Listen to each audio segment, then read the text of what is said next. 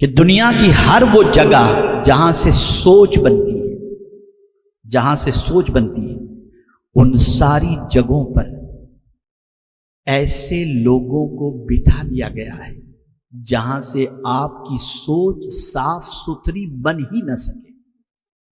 Example کے طور پر میں بتاؤں، کالج اور یونیورسٹی آج سے 50 سال پیچھے چلے جائیں تو ہندو اسے مندر کا درجہ دیتے تھے، بال مندر، اس طریقے سے کہتے تھے کہ یہاں جا کر کے انسان بنتا ہے۔ لیکن آج کالج اور یونیورسٹی میں کیا ہوتا ہے، ذرا دیکھیں آپ، میں آپ کو بتاؤں، پاپائے روم 660 کے قریب کے ثانی سیکنڈ، اس وقت انہوں نے روم کے اندر موجود لائبریریوں کے حوالے سے کہا تھا، جب ہمارا اسلامی دور اور ہمارا ایجوکیشن کا دور بہت اچھا تھا، اس زمانے میں پاپائے روم نے کہا تھا کہ روم میں ایک آدمی بھی ایسا نہیں ملتا جو مسلمانوں کی لائبریری کا واچ مین بن کر کے بیٹھ سکے، دربان بن کر کے بیٹھ سکے۔ یہ ہمارا ایجوکیشن تھا، دنیا کو سب کچھ ہم نے دیا تھا۔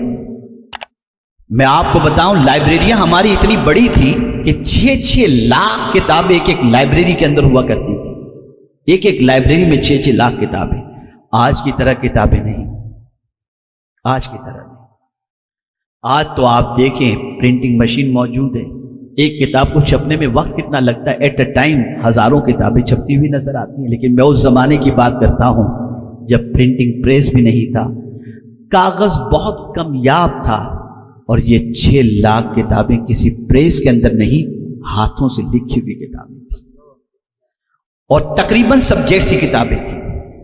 جب کسی کو اپنا علمی پیاس بجھانی ہوتی، چاہے جغرافی کے سلسلے میں ہو، چاہے میڈیکل کے سلسلے میں ہو، چاہے ٹیکنالوجی کے کسی کے سلسلے میں بھی اپنی پیاس بجھانی ہوتی، اس کا رخ مسلمانوں کی لائبریری کی طرف ہوتا، اور وہاں جا کر کے وہ بیٹھتا، اور لائبریری کے اندر سچویشن ایسی ہوتی، اتنی میز اور اتنی کرسیاں اور ساری چیزوں کا انتظام ہوتا کہ کوئی بھی آ کر جتنی دیر چاہے پڑھ سکتا ہے اور اسٹڈی کر سکتا ہے۔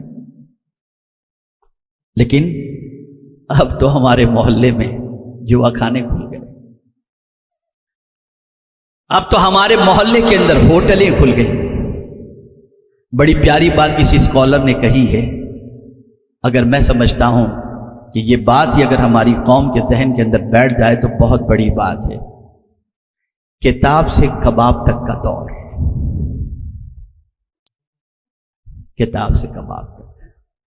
ایک دور ہمارا تھا کہ ہم کتابوں سے پہچانے جاتے تھے، آج کباب سے پہچانے جاتے ہیں۔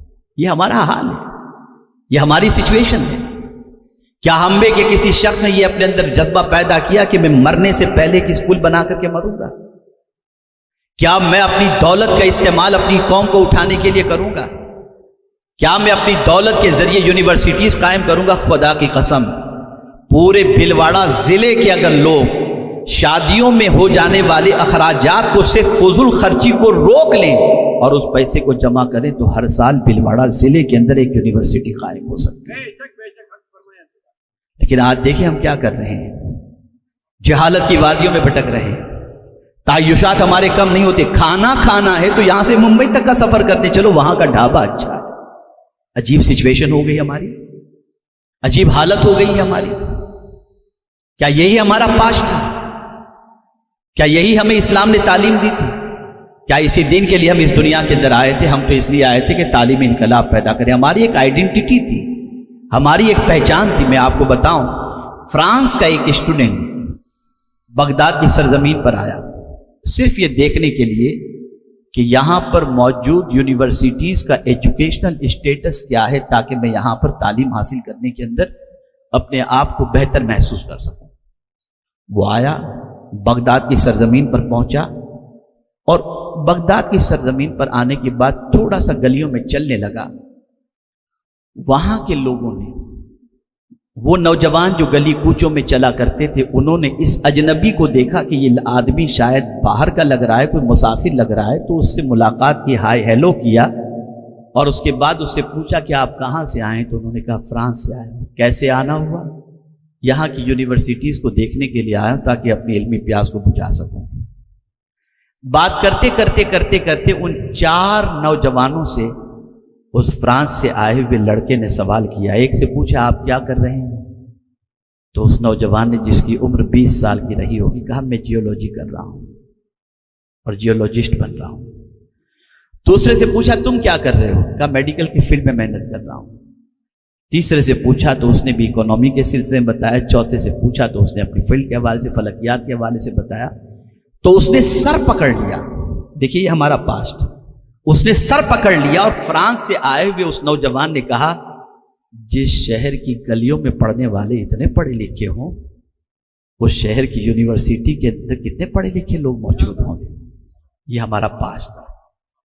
آج گٹکھا کھانے والے ہمارے لوگ، سگریٹ پینے والے ہمارے لوگ، رات کو 3 بجے تک جاگنے والے ہمارے لوگ، آوارگی کے اڈوں پر جانے والے ہمارے لوگ، یہ ہماری پہچان بن گئی۔ کیا ہے ہماری آئیڈینٹی آج؟ کیا ہماری شناخت ہے؟ آپ مجھے بتائیے۔ اور ہم نے کیا کیا ایجوکیشن کے لیے؟ اے رسول اعظم صلی اللہ علیہ وسلم کے دیوانوں، جب میں ایجوکیشن کے حوالے سے حضور صلی اللہ علیہ وسلم کے ارشاد کو پڑھتا ہوں تو میری عقل دنگ رہ جاتی ہے۔ حضرت عبداللہ ابن مسعود رضی اللہ تعالیٰ عنہ جو جلیل القدر صحابی ہیں، جن پر ایجوکیشن ناز کرتا تھا، وہ حضرت عبداللہ ابن مسعود کہتے ہیں کہ کل بروز قیامت وہ شہداء جنہوں نے راہ خدا میں جان دے دی، وہ قیامت میں علماء کے مقام کو دیکھ کر یہ حسرت کریں گے کہ کاش ہمارے پاس بھی علم کی دولت موجود ہوتی۔ یہ ہے ایجوکیشن، یہ ہے ایجوکیشن۔ آپ ذرا دیکھیں، مائیں اپنے بچوں کو ایجوکیشن کے لیے چھوڑ دیتی تھی۔ کون نہیں جانتا غوث پاک کی ماں نے اپنے بیٹے کو اس عمر کے اندر ایجوکیشن کے لیے بھیجا جس عمر کی پوزیشن یہ تھی کہ غوث پاک کی والدہ خود اپنے بیٹے کو شیخ عبد القادر جیلانی سے کہتی ہیں بیٹے تم پلٹ کر کے آؤ گے تو تمہاری مجھ سے ملاقات نہیں ہو سکے گی، یعنی انہیں یقین ہو گیا تھا کہ وہ اب اس دنیا میں نہیں رہیں گی۔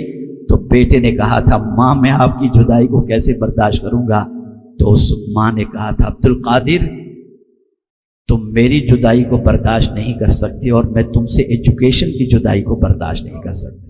یہ مائیں تھیں جنہوں نے اپنے بچوں کو پڑھایا تھا، جنہوں نے اپنا پیار بچوں کو تعلیم کے لیے دیا تھا، جنہوں نے رگ و رگ کے اندر بچوں کے اندر ایجوکیشن کی محبت پیدا کی تھی۔ آج یہ چیز نہیں ہے، آج اس چیز کی طرف ہماری توجہ نہیں ہے۔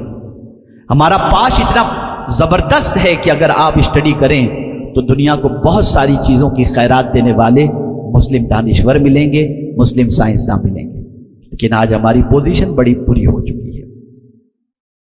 ایسی سچویشن کے اندر ارم جیسی بچی، سہیل جیسا بچہ اور دیگر بچوں کا اس طریقے سے تعلیمی میدان میں آگے آنا ایک خوش آئین قدم ہے، اور ہم امید کرتے ہیں کہ دین پر قائم رہتے ہوئے یہ بچے اپنا دنیاوی تعلیم کا سفر جاری رکھیں گے تاکہ ان کی پہچان ایک تعلیم یافتہ ہونے کے ساتھ ساتھ ایک اچھے مسلمان کی حیثیت سے بھی ہو سکے۔ سارے بچوں کے لیے ضروری ہے تعلیمی میدان کے اندر محنت کریں، مشقت کریں، اور ایک چیز خاص طور پر میں بتاؤں کہ دنیا کی ہر وہ جگہ جہاں سے سوچ بنتی ہے، جہاں سے سوچ بنتی ہے، ان ساری جگہوں پر ایسے لوگوں کو بٹھا دیا گیا ہے جہاں سے آپ کی سوچ صاف ستھری بن ہی نہ سکے۔ ایگزامپل کے طور پر میں بتاؤں، کالج اور یونیورسٹی آج سے 50 سال پیچھے چلے جائیں تو ہندو اسے مندر کا درجہ دیتے تھے، بال مندر اس طریقے سے کہتے تھے کہ یہاں جا کر کے انسان انسان بنتا ہے۔ لیکن آج کالج اور یونیورسٹی میں کیا ہوتا ہے؟ ذرا دیکھیں آپ، 10th پاس کرنے کے بعد جونیئر کالج کے اندر بچہ یا بچی ایڈمیشن لیتی ہے تو سب سے پہلے اپنے ابا سے کہتی ہے ابا 6 ڈریس بنوا دیجیے، کالج جانا ہے۔ آپ جا رہے ہیں وہاں پر جو ہے وہ ڈریس کمپٹیشن میں جا رہی ہے، ایجوکیشن کے لیے جا رہے ہیں؟ آپ ذرا سوچو، وہ بچے، بہت سارے ایسے بچے جو SSC میں ٹاپر ہوتے ہیں، جونیئر کالج میں جانے کے بعد بہت پیچھے چلے جاتے ہیں۔ وجہ یہ کہ لڑکوں کی طرف اٹریکشن اور لڑکوں کا لڑکیوں کی طرف اٹریکشن، اور پھر گارڈن کے اندر بیٹھ کے گپ شپ مار رہے ہیں، ماں کا ارمان کا جنازہ نکل رہا ہے، باپ کی محنت اور اس کے پیسے کے دھوئیں ہو رہے ہیں، اور آدمی اپنی عیش موج کے اندر لگا ہوا ہے۔ اسی لیے بہت سارے بچے کالج کی پہلی سیڑھی پر پہنچنے کے بعد ناکامی کی طرف اترتے ہوئے نظر آتے ہیں۔ آخر یہ انوائرمنٹ کیوں کریٹ کیا گیا؟ یہ انوائرمنٹ کس وجہ سے کریٹ کیا گیا؟ اس وجہ سے تاکہ کوئی اچھا انسان بن نہ سکے۔ آپ ذرا دیکھیں کس طریقے سے جہاں ذہن بننا چاہیے تھا اور فکر بننی چاہیے تھی، وہاں پر غلط فکروں کو بٹھا دیا گیا۔ ایسی سچویشن کے اندر ہمارے لیے بے پناہ ضروری۔ میں آپ کو ایک اور چیز بتاؤں، ایک زمانہ تھا ٹیچر کا رسپیکٹ اسٹوڈنٹ اس طریقے سے کرتا تھا جیسے باپ سے زیادہ اس کا رسپیکٹ کرتا ہو۔ آج بعض ٹیچر ہی ایسے ہو گئے جو اپنے اسٹوڈنٹ کے ساتھ بھاگتے ہوئے نظر آتے۔ آپ ذرا دیکھیے کیا ہو رہا ہے یہ۔ ایسی سچویشن کے اندر ہماری رسپانسبلٹی بہت بڑھ چکی ہے۔ ہمیں اپنا پاسٹ جو بہت پاورفل ہے، جو بہت برائٹ ہے، اس کو پھر سے لانے کے لیے محنت کرنی پڑے گی، مشقت کرنی پڑے گی۔ فیوچر کا پلان بناؤ، ہر محلے کے اندر ایک اسکول بناؤ، ہر محلے کے اندر ایک مدرسہ بناؤ، اپنے سرمایہ کو قوم کی تعمیر کے پیچھے خرچ کرو۔ یہ سرمایہ ضائع نہیں ہوگا، یہ سرمایہ دنیا میں بھی تمہیں عزت دے گا اور آخرت میں بھی تمہیں عزت عطا کرے گا۔ اپنے سرمایہ کو تعیشات کے اندر خرچ کرنا بند کرو۔ جس قوم کی عورتیں سگنل پر برقع پہن کر بھیک مانگتی ہوں، اس قوم کو عیاشی میں پیسہ اڑانے کی کوئی اجازت نہیں، کوئی حق نہیں۔ جس قوم کے بچوں کی پوزیشن یہ ہو کہ فیس کے لیے در بدر کی ٹھوکریں کھاتے ہوں اور وہ قوم عیاشی میں اپنی دولت کو خرچ کرے، اسے کوئی حق نہیں بنتا۔ کیا جواب دو کہ کل بروز قیامت؟ کیا اسی لیے تمہیں دولت دی گئی؟ اس لیے میری گزارش ہے، مائیں عورتیں ہر شادی میں نئے ڈریس کا شوق ختم کریں اور مارا رہ متحرہ سے ملنے والے عظیم نعرے کو اپنی زندگی کا مقصد بنائیں۔ اور وہ نعرہ یہ ہے، آدھی روٹی کھائیں گے، بچوں کو پڑھائیں گے۔ پڑھاؤ بچوں کو، لیکن انوائرمنٹ کریٹ کرو، ماحول بناؤ کہ بچہ صرف ایجوکیٹڈ نہ بنے، انسان بنے۔ دونوں میں فرق ہے، ایجوکیٹڈ ہونے اور انسان بننے میں بڑا فرق ہے۔ آج بہت سارے ایجوکیٹڈ ہیں لیکن انسان نہیں۔ کیا کڈنی چرانے والے کون لوگ ہیں؟ ایجوکیٹڈ ہی تو ہیں۔ بم برسانے والے کون ہیں؟ ایجوکیٹڈ ہی تو ہیں، انسان نہیں۔ اور میرے حضور کا یہ بڑا کمال تھا، انہوں نے صرف ایجوکیٹڈ تیار نہیں کیا، انسان تیار۔ اور آج انسانیت سسک رہی ہے، دم توڑ رہی ہے۔ انسانیت اپنے اندر زندہ کرو، اور انسان وہی ہے جو انسانوں کے غم کو محسوس کر سکے، انسانوں کی ضرورت کو محسوس کر سکے۔